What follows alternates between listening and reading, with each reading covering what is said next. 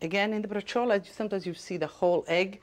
I choose, since the bracciolas are smaller, I choose to chop a cooked egg. A bit of salt, Parmigiano,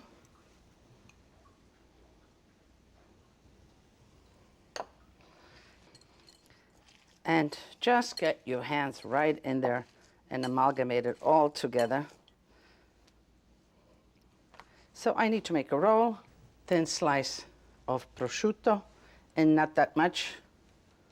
Very, very thin slice is plenty. With the back of the knife, just tap it so it adheres to the meat. Okay.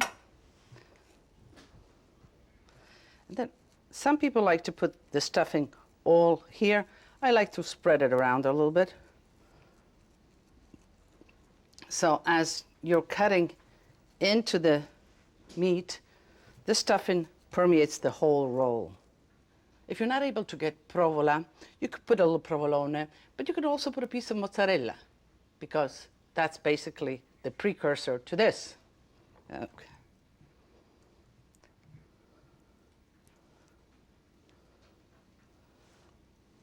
And again, not too much, you know. Just enough to flavor it. Sometimes in cooking, we tend to put a lot because we want to.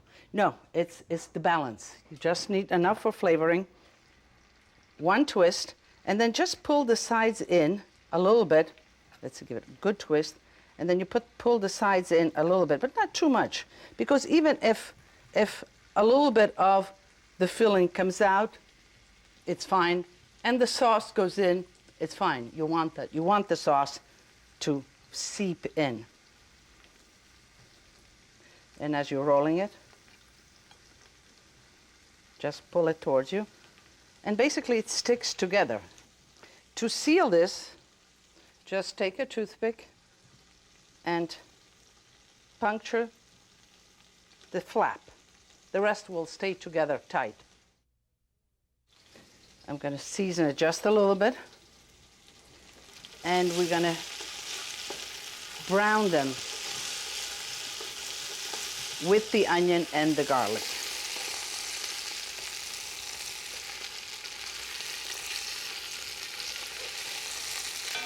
And you want to turn them a mild heat. You don't want the onions or the garlic to burn in the same time. You want the meat to caramelize. Turn them gently on all sides.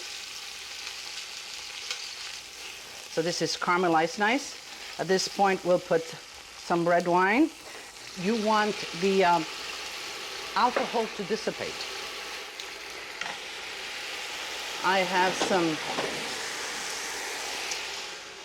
tomatoes, and these are peeled tomatoes, plum tomatoes from a can. If you have wonderful ripe tomatoes, are wonderful, but canned tomatoes are much better than unripened fresh tomatoes. And I pass them through a mill. You can work them in the food processor, just pulsating them lightly, because I want the sauce to be fairly smooth. Do you hear? You know, you use all of your senses in cooking. I see that it's getting to the caramelization point, but I also hear it. You hear the crackling? That means that the water is sort of dissipating. The food is really beginning to cook. So pay attention, even if you're on the other side of the kitchen. Let your ear be an indication that you need to come back to the pot. Yeah.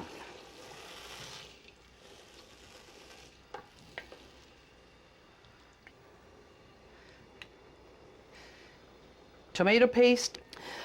Tomato paste needs to be cooked a little longer. Since it is tomatoes, they're not cooked. They're just out there dried by the sun traditionally. Although today maybe they might be cooking them a little bit, reducing them a little bit. But I like to cook my tomato paste for at least 45 minutes to an hour in the sauce. But here it will cook for 3 hours, so we're really safe. Now let me put all the seasoning in here so I can let it simmer and go on to the meatballs. I put some bay leaves in here. Dry bay leaves are fine. Fresh bay leaves are much more intense than dry bay leaves. So if you're using fresh, just use half of that.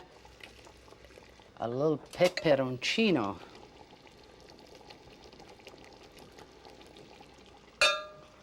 And I have here some water boiling for the pasta eventually, but I'm going to just add on boiling water to this.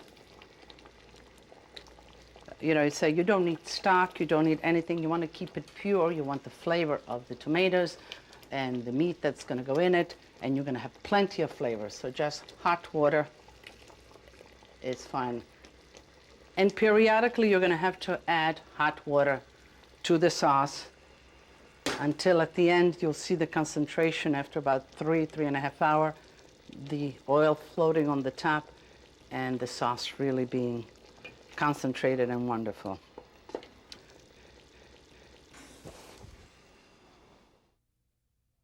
And we're just about an hour into the sauce, and you can already see the density. It's almost like a little volcano bubbling away.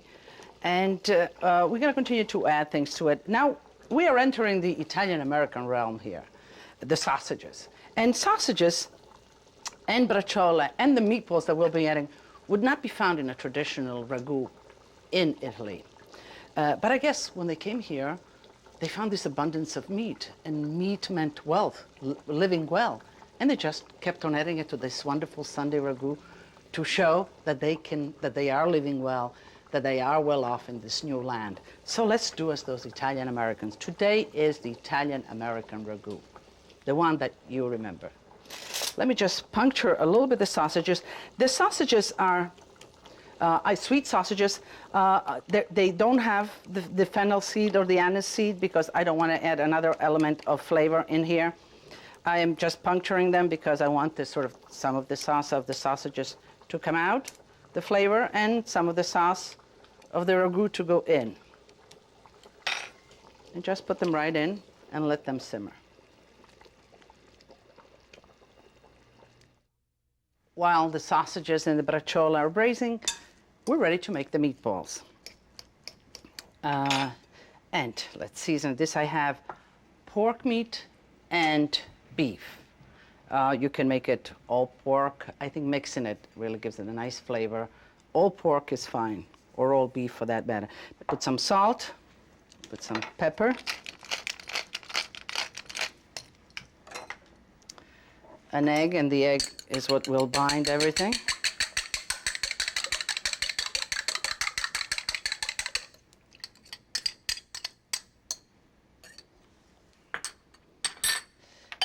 Just a little bit of garlic, Parmigiano,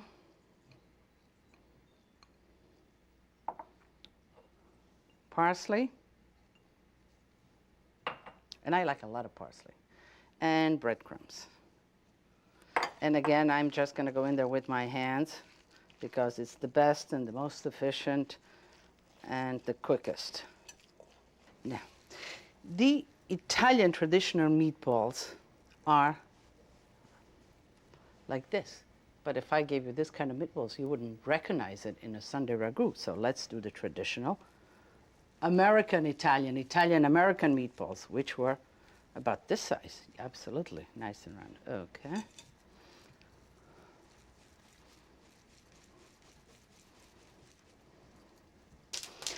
Whenever I fry things, I start with the vegetable, but then I add a little bit of olive oil just the last minute. So let's lightly flour them.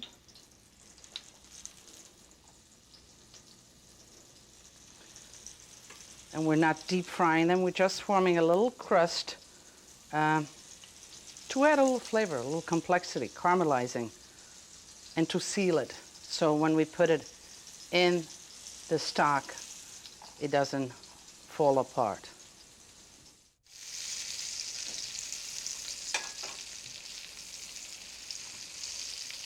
Okay, this looks fine. I'm just going to pat them on a towel.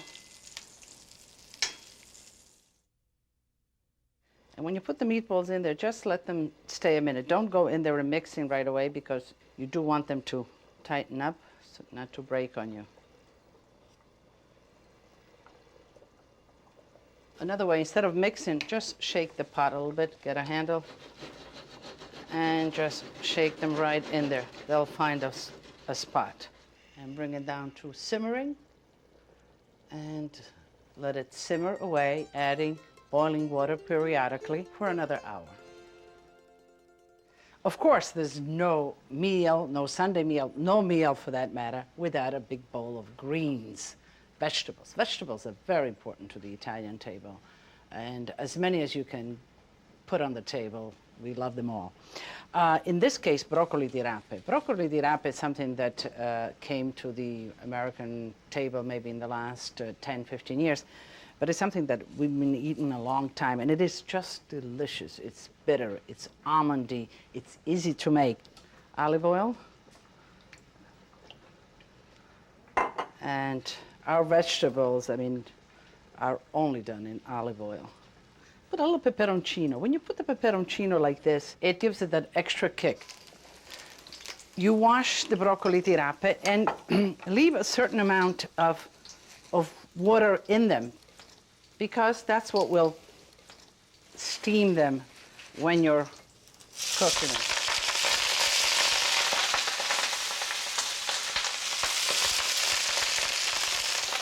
I'm going to put just a little bit of the water, not too much. Let me season them with salt. We have the peperoncino in there already. And put a lid on it, and if you don't have a lid, another pot will do just fine. And of course, with this sauce, we'll dress a bowl of rigatoni, and then we'll have a big platter of all the meats and a platter of broccoli di rape. Sounds good? When you put in pasta, stir it.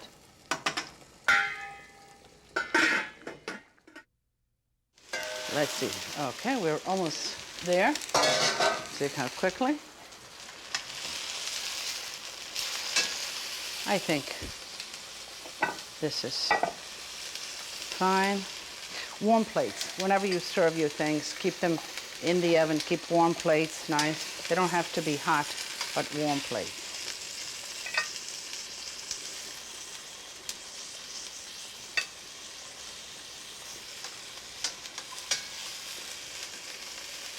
You know, you see sometimes the broccoli di rape cut into small pieces. I like them like this, whole, just the whole stalk like that. And as soon as the pasta is ready, we'll be ready to serve. Well, we are ready to enjoy and to plate. So I'm pulling all of the meat out, and the meat is served on this big platter where everybody can help themselves. The sauce we're going to dress the pasta with. Now the braccioli have the toothpicks in them. You can stand there and pick each one of them out and then return them just before service, or otherwise you can do just what I'm doing. Just put them in and be sure that you tell your guest that the toothpicks are still in there. Wow. You know, if there is one Italian dish that really says it all and brings everybody together, this is it. And you want to put a little bit of sauce on top of this. You don't want this to dry.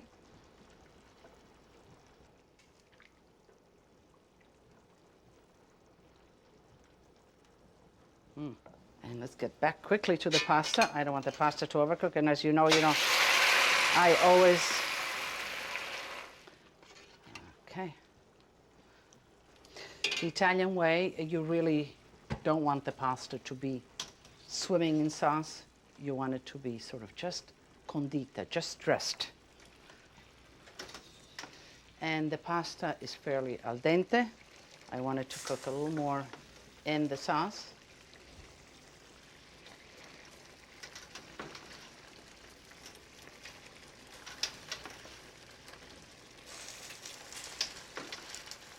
I'm fishing it out, not even draining it.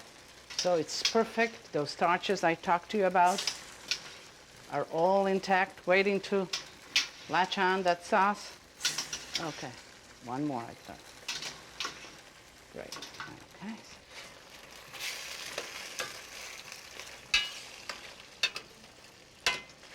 And can you see the difference of a pasta that's cooked fresh and cooked al dente? Do you see how it stands up? How is, when you see rigatoni that sort of close down, they've either been cooked before or they've been way overcooked. Just a little more cooking. Okay, great. I'm going to shut the fire off and I'm going to add some cheese, Parmigiano Reggiano, although you could add pecorino romano, pecorino sardo, pecorino toscano. Pecorino is the cheese made of 100% sheep's milk, and Parmigiano Reggiano is made of 100% cow's milk. The difference is that the pecorino is more intense.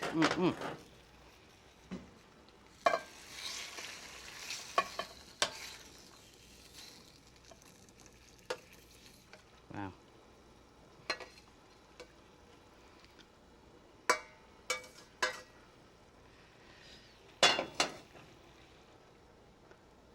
Wow, it's wonderful. Smells great.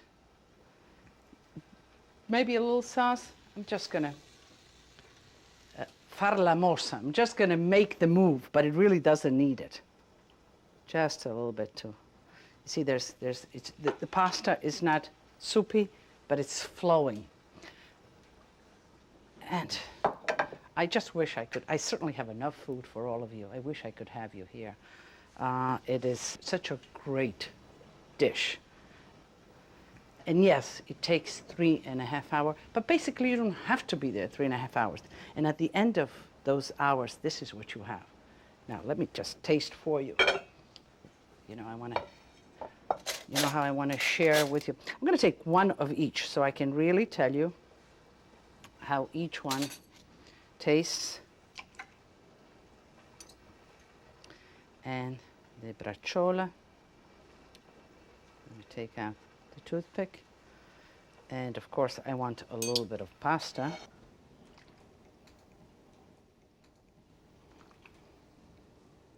Now, if I were to serve this as a portion to somebody, and if you really want to, but this is not that kind of a dish that you have to portion it and make it seem super elegant.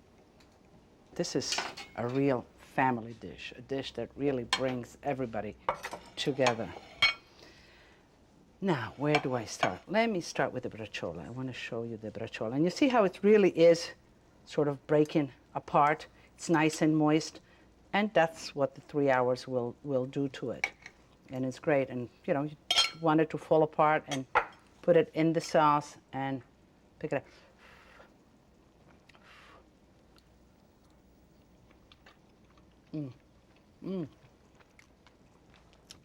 The meat just falls apart.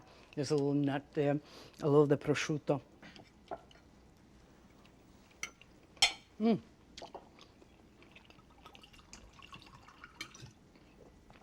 And of course, no Sunday meal is a meal without wine.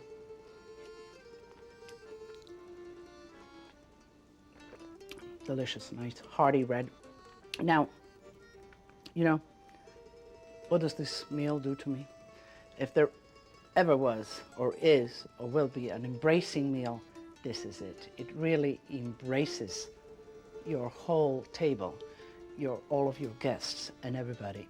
So I want to embrace you. I want to invite you to my table. So, as we say at my house, tutti a tavola a mangiare e bere del vino buono.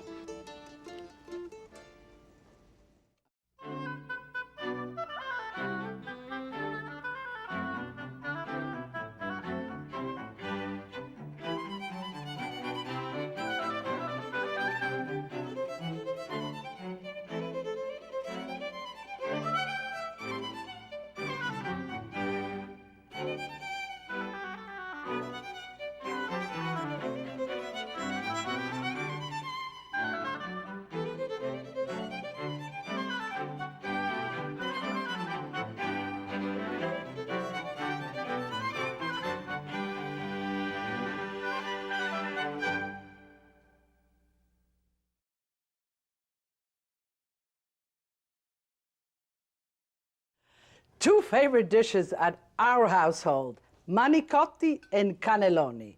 Stay with me, watch me make it, but best of all, watch them eat it. Perfect. Guys, what do you think? I'm gonna try this one. Very good. Very, Yeah? very Delicious. good. Okay. That's my favorite anyway. I came here, I was 12 years old and had the opportunity to become fully American, to understand fully the American culture, to always maintain my Italian culture very strongly. And I think what gives me the strength of communicating to you and is that I have this passion for food, but I also have this understanding of two cultures and I bring them together through food at our table. Che bellezza!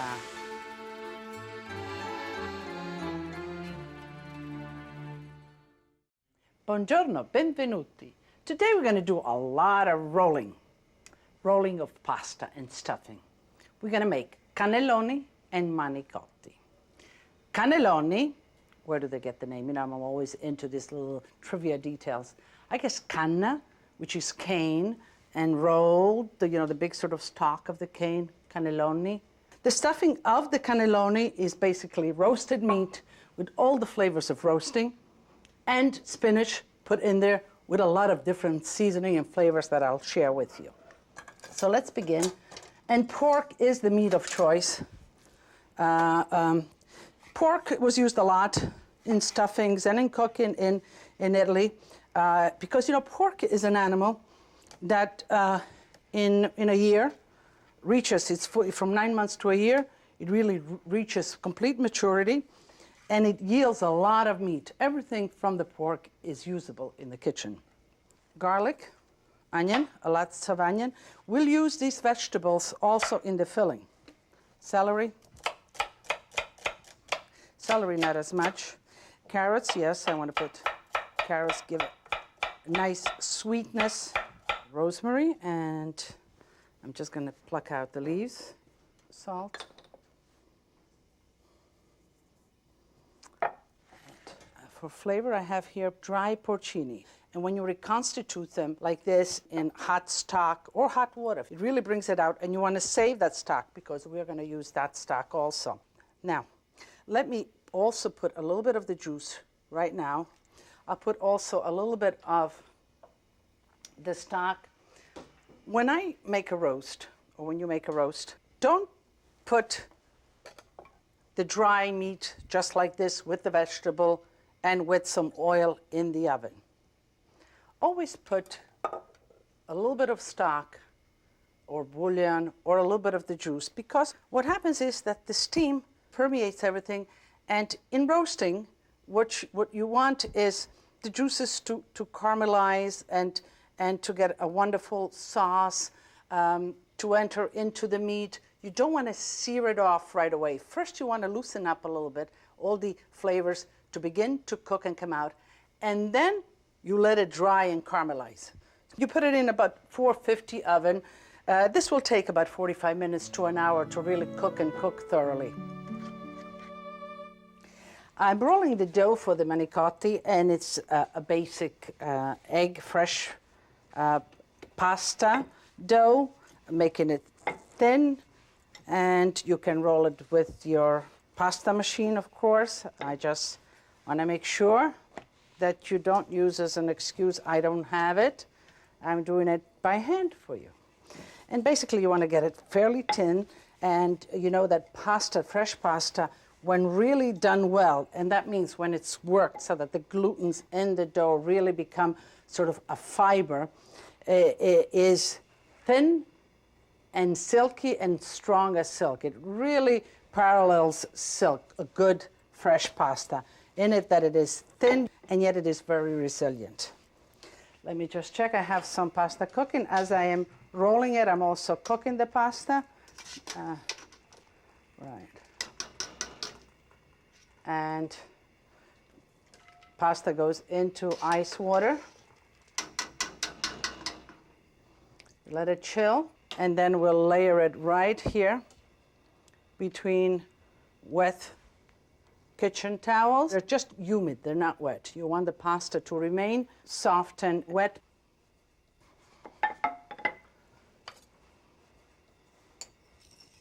Cut it in half.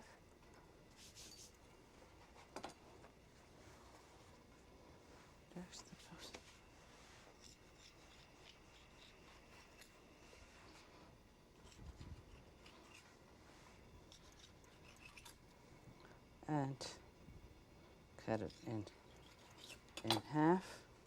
And whenever to facilitate your cutting, put a lot of flour and you can pile up the rolled dough on top of each other.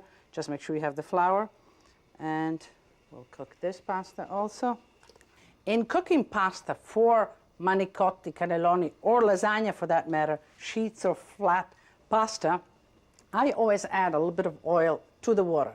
It will coat the pasta so it doesn't stick to each other. So we're ready to finish the manicotti. Let's make the stuffing.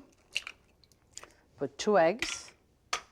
And the manicotti stuffing is really very, very simple. Basically ricotta and cheese. Now I have the ricotta draining. Ricotta has a lot of water or milk, so to make a filling, always drain it for a few hours. Overnight is best. Let me just whisk the eggs before I do that.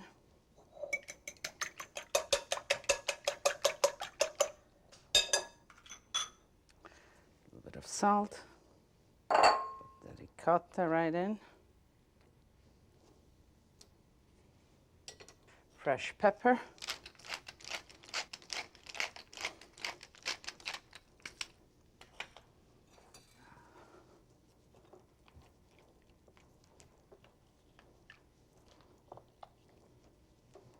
Let's put parsley, a lot of parsley. And I'm just going to add a little bit of cheese, grated, and cubed mozzarella. And again, you can put shredded mozzarella, but when you put the cubed mozzarella, it does create, again, a tactile sensation. You know, the pieces will remain whole, and they will melt, and you'll get that piece of melted mozzarella rather than a combination of the ricotta and the mozzarella if you were to shred it. The basis of the manicotti is a tomato sauce that I've made. Tomato sauce, a sauce that has cooked for a while with some carrots and some celeries and some onions and herbs.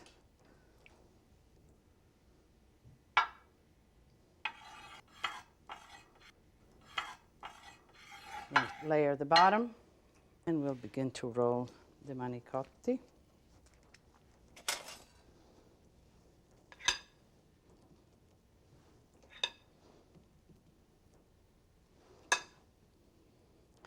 You don't have to worry about getting them even all over, because as you're rolling it, you'll pressure it into whichever corner you want to go. See, it's coming off the side. And when you have it where you want it, you just stop pressing.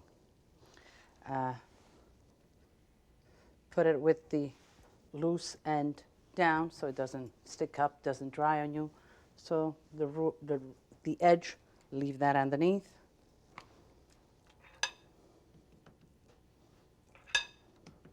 These are my mother's favorite, Erminia, so I'm sure she'll show up to taste them when they're done. We'll just top with. Now, this will cook a while together, so you can leave the tomato sauce a little more liquid, so by the time it cooks, it comes at the right consistency. Or you could add, you know, to the sauce itself a little bit of stock, or you could add to the dish itself a little bit, not too much, just a little bit of stock. Put the cheese all over, it'll melt. And we'll put it in a preheated oven at about 400 degrees for about 40 minutes. So let me cover this. I'll cover it so it remains nice and moist. You know what I want to do also here? I think I have some nice basil. I think that I'd like a little bit of freshness here.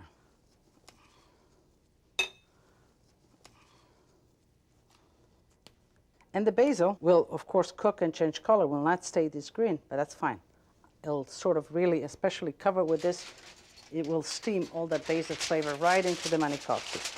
I'm going to cover them.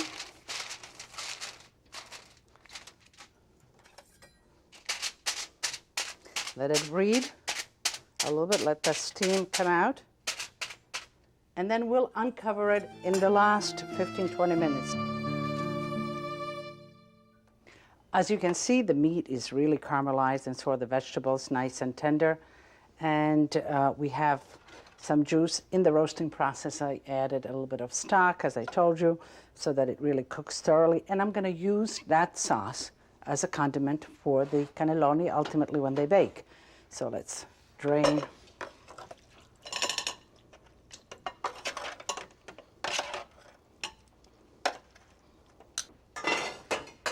Saute pan, and we're going to use it for the baking process. Let me just put it on the side.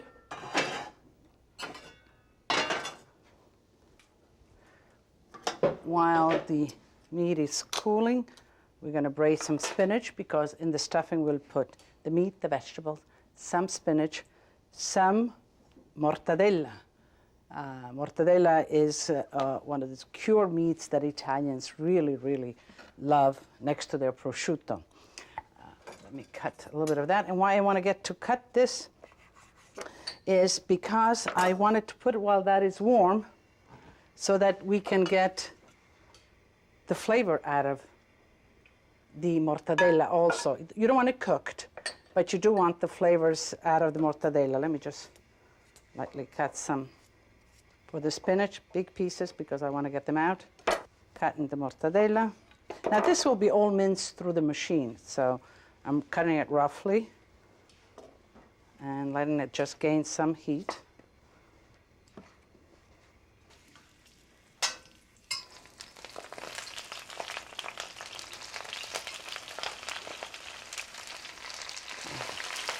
Okay, I think that's enough. A little bit of salt. And so we'll mince all of this. We'll add the spinach, mince all of that. To that we'll add some cheese and some eggs. And then we'll roll it. To bake it, to have the moisture in which to bake it, we have the natural sauce, which I'll dress it with, but I'll make bechamel. Bechamel is basically a sauce, very simple to make, of milk, flour, with some bay leaves and nutmeg. Okay, the spinach is done.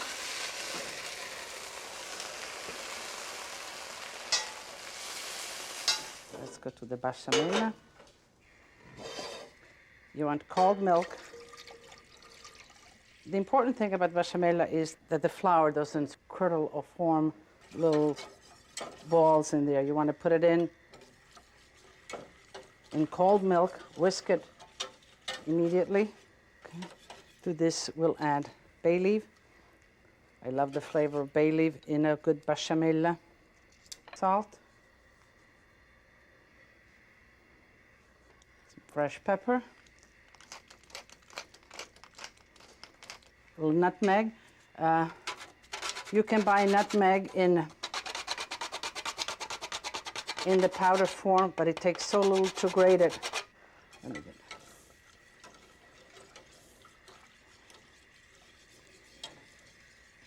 So I'm cooking the milk and the flour with the bay leaves and the seasoning, and it's just beginning to cook. I'm going to add a little butter.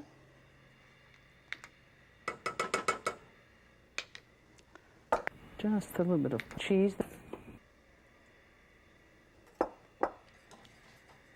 It really doesn't take that long to make bechamel, so stand by it. All right, the bechamel is boiling, it's sort of perking, and you want it to boil for a few minutes. And of course, always mixing, because you need to cook the flour. There's nothing worse than the taste of raw flour on your tongue. Okay, this is all done. And this is the density that I like. We collected all the particles in it, and we're ready to use it for service. Okay, now let's get to the stuffing. Doesn't it look good? It looks good enough to eat. It looks almost like a meal. It is really very tasty.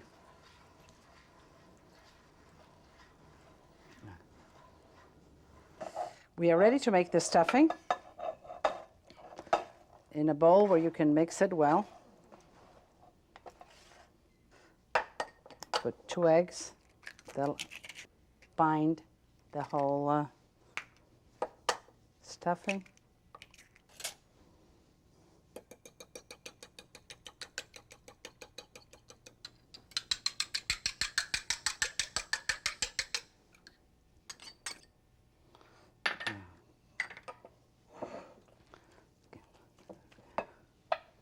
some nutmeg.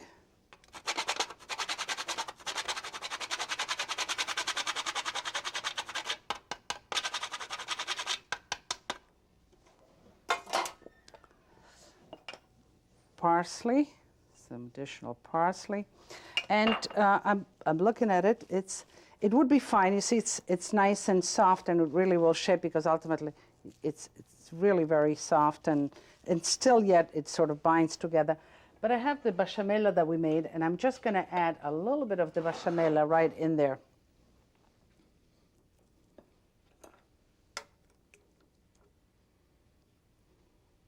Just a little bit. And again, that will act as a binding agent. So when you are making stuffings, and if you have some bechamel, do use it. Okay.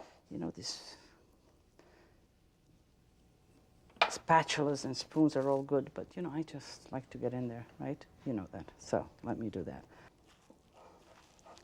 And I think that should have most of the flavors that I want.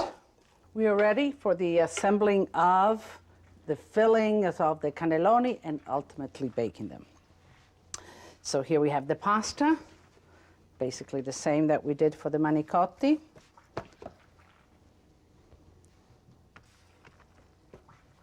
Let me just prepare the baking pan. I have the bechamel here, and you line the bechamel all over the bottom of the baking pan. Takes sort of 2 tablespoons of the filling.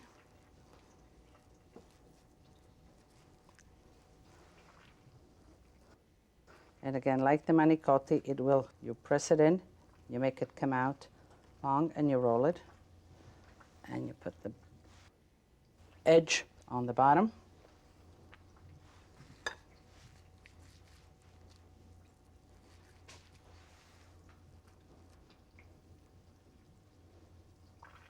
It. I have here the sauce from the roast, which will ultimately just perking away.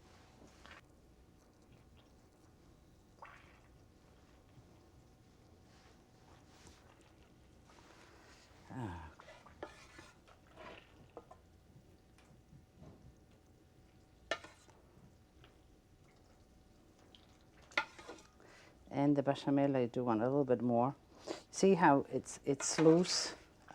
This is the way I like it, because when it cooks, it denses up. And now we have the baking juices. And we'll save some of these baking juices for the very end. Let's put a little bit of cheese.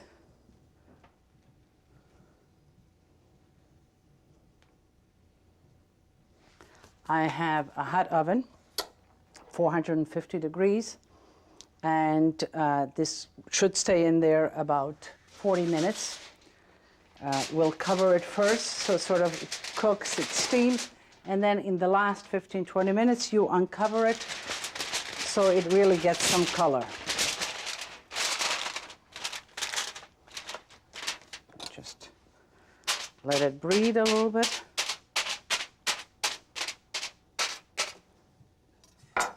And let's put it in the oven. Let's see how the manicottis are doing. Oh, ooh, hot.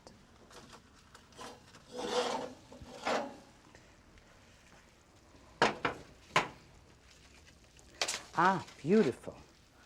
Let me just... Now, you can enjoy them just like that, or maybe put some mozzarella, some shredded mozzarella. This is the way I like it. So we'll be putting it in the oven and be ready in a few minutes.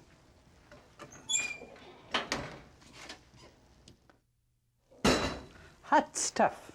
Looks wonderful. Bubbling, delicious. Ah, let me plate some here. Let's see. Let me start with the manicotti. And do you see how detach it a little bit, how the mozzarella has melted. Just, ooh. And do you see how the pasta has cooked and it became soft and it absorbed a lot of the sauce? I always like putting a little bit of the sauce we have kept aside just on top. Just like that. And I'll put maybe a little basil. That's what we put in there. Yeah, that's wonderful. Now, the cannelloni.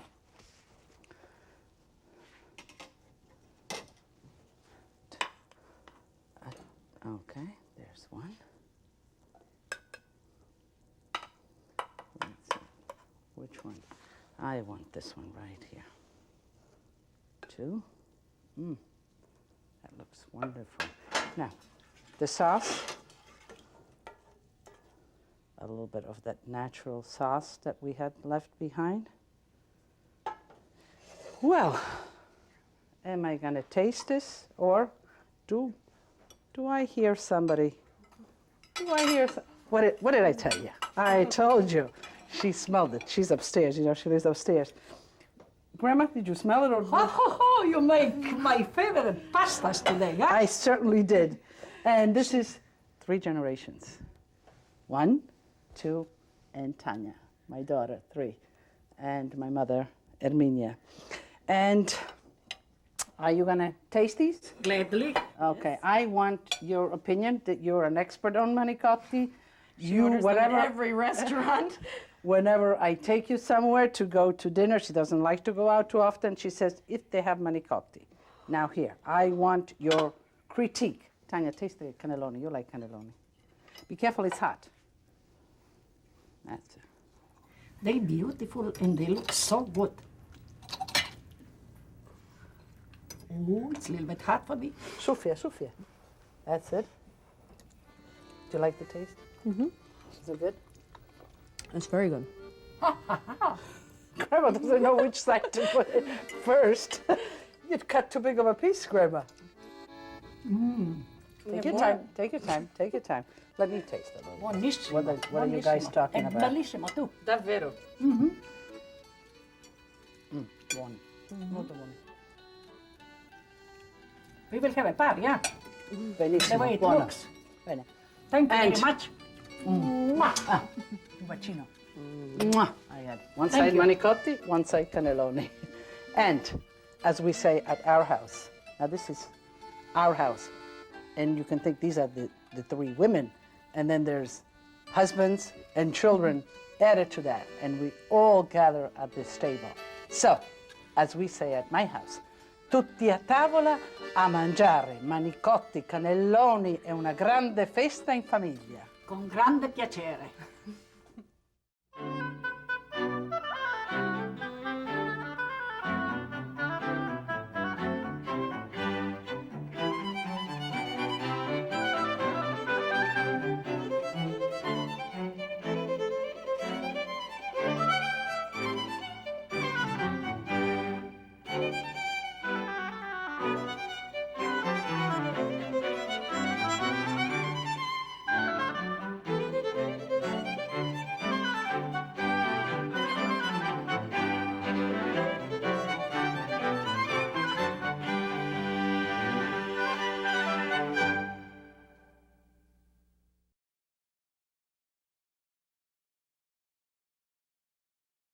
Milano, the fashion capital of the world, has certainly given us enough in the fashion world. But let's not forget the culinary world. It has given us the Milanese.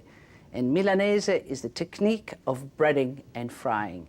And if you stay with me, I'll show you how to bread and fried pork chops, chicken, and veal. So don't go away. I came here, I was 12 years old, and had the opportunity to become fully American, to understand fully the American culture, to always maintain my Italian culture very strongly. And I think what gives me the strength of communicating to you and is that I have this passion for food, but I also have this understanding of 2 cultures, and I bring them together through food at our table. Che bellezza! Lydia's Italian-American Kitchen is made possible by Buongiorno, benvenuti. Today is a kitchen alla Milanese. Now, alla Milanese, to the world might mean they might see this runways with Prada, with Missoni.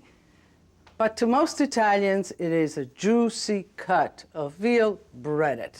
So, let me show you not only veal, but chicken and pork.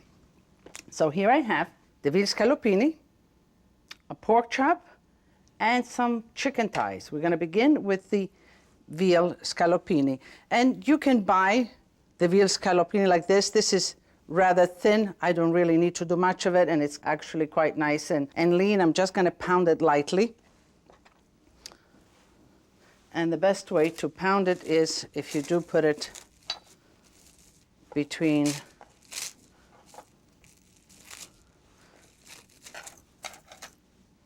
non-stick paper like this kind of plastic wrap, so you don't really bruise it, it doesn't stick to the mallet, and just very lightly off to the side.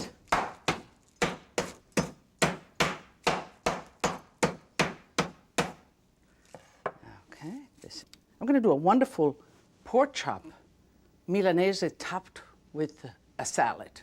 It's a great summer dish. And most of the time you will see it a veal chop.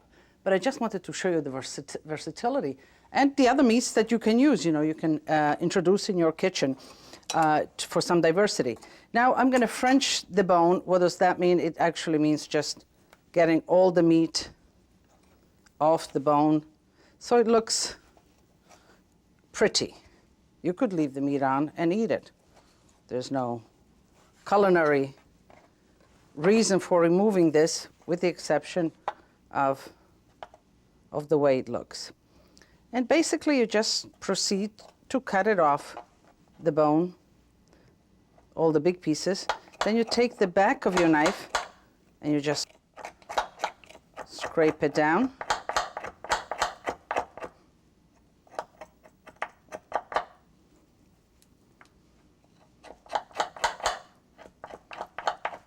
I'm going to put it between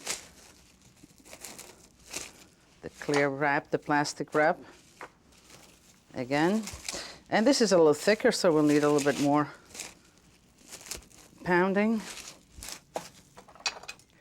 And I'm going to start with the flat. I could start with some of the teeth, but I think, let me see how soft and how it is pounding. It is pounding quite well without the teeth, because the teeth really break into it.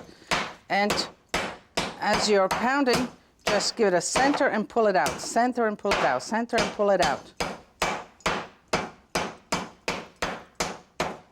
Okay, this is fine. I don't want it any thinner.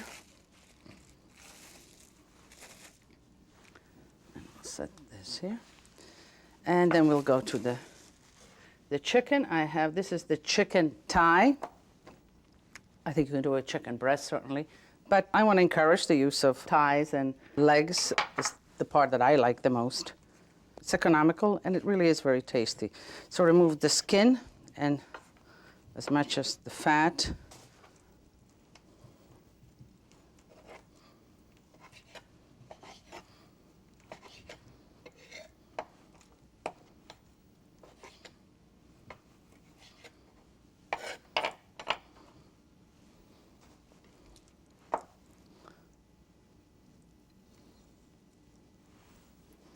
To remove skins like this and fat, just put the tip of your knife underneath and loosen it, and then just pull it up and cut it away. The bone is right in here, so you hold it firm because chicken is slippery.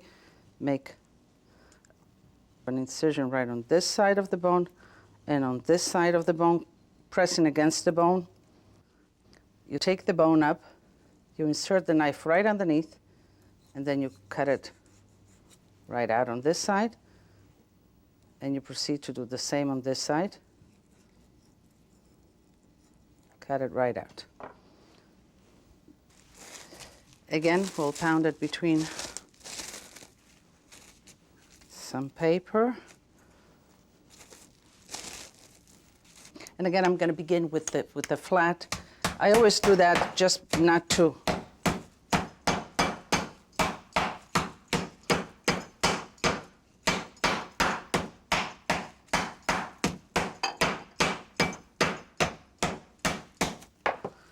let me see, yeah.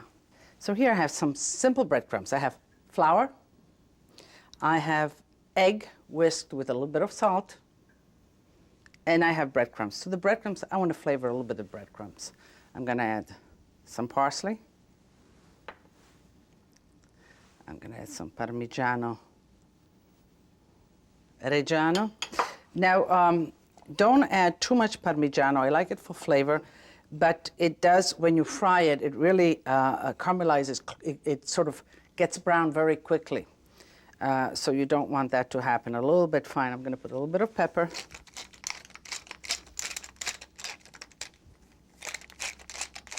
Okay. And I'm going to proceed to bread them all.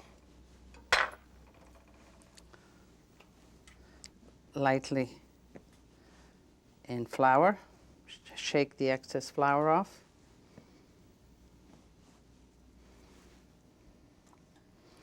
As long as they get wet on both sides. And give yourself enough space to be able to lay them flat.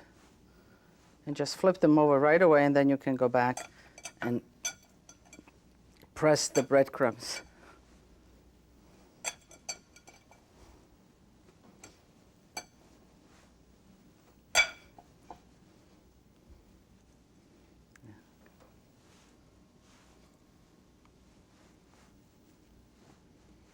Pork chops the same way.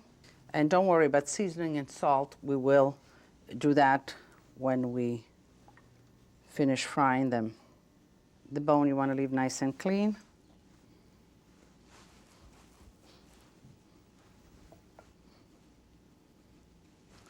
Press it well so that the bread really adheres to it. And then let's do the chicken.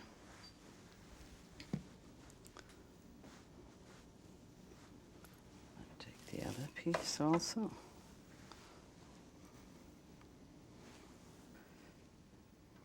Okay. And we're ready to cook them. We are ready to cook the Milanese, the veal Milanese. I like to fry it in a little bit of olive oil and a little bit of butter. The olive oil for flavor just as well as butter, and the butter brings it to a lower temperature so that it could brown evenly and not really just tighten the whole meat, because sometimes when you put it on high temperature, the meat sort of pulls together. So let me put it in. Okay, but what am I doing here is that I don't want too much oil, but on this side I didn't have any, so I just tilted the pan so that the oil would come on that side, and that the veal cutlet would go on a little bit of fat rather than straight on the pan. Let me just check. Okay, let that cook. So, just spread it like that and fried is veal cutlet Milanese, served in Milano, for that matter, all over Italy. But I'm going to just go a little step further. You know, I come from the Friuli, Venezia Giulia, Trieste. Actually, I was born in Istria. And the cuisine in our area, very much it reflects the Slavic part, which is Croatia, and also some of the Nordic, more of the Germanic, the Austro-Hungarian. So my grandmother would serve this like a bread veal katza, but she would put the egg and the capers on top, which would be like a Holstein. So I'm going to do that for you. This is, and it is cooked already. If you want to do something else, if you want to continue cooking and keeping it warm, you can drain it like this and put it in the oven. Let's say that you have 8 guests and you need to cook for each one.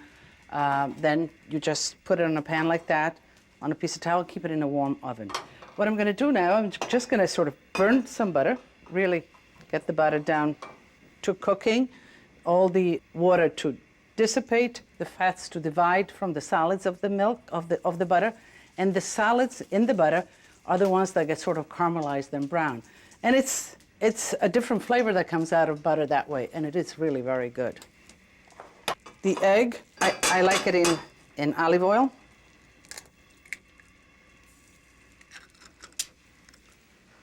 I say burnt butter, yeah, I want the little particles to get nice and brown and caramelized, but I don't want the whole thing to really smoke out. So the butter is browning. I'm going to add the capers right into it. And this is done. Just leave it like that. Let's get... If you served just like this, it would be perfectly acceptable as a veal Milanese. But I told you I want to go to the next step. So.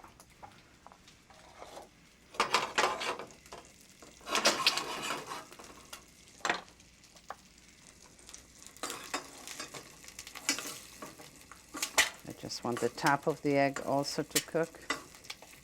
Okay, so we're ready for the...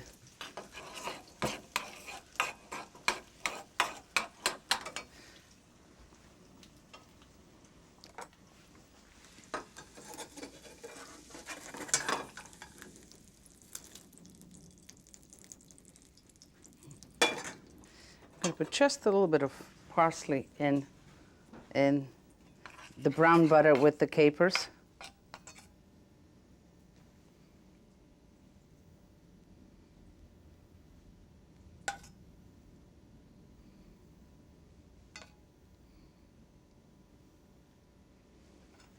Okay.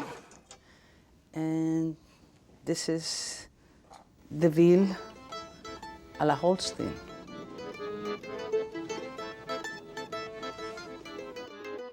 And now we're going to make chicken parmigiana with fresh tomato sauce.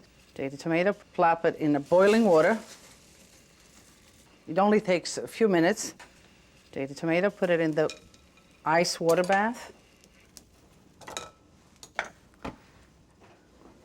Just leave it a few minutes, and as you can see, the skin will come right off.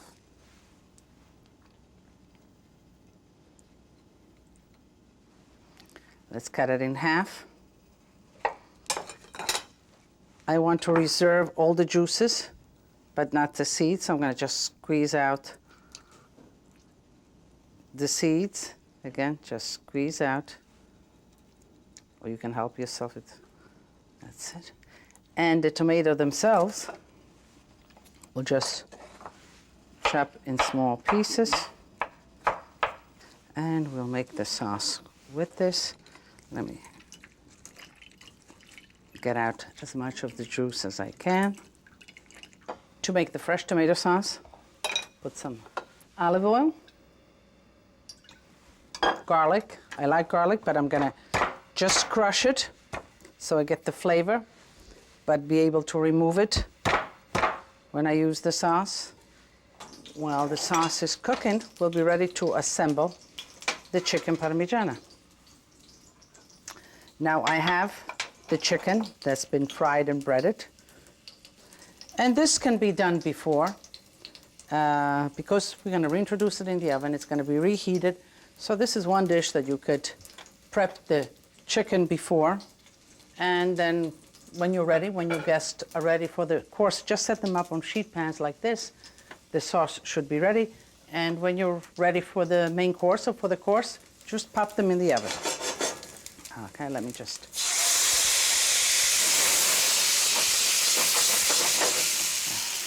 Put some salt. A little peperoncino. I like a little zest. I think you know me by now. I like my peperoncino. I'm going to put a drizzle of olive oil. Now I'm going to do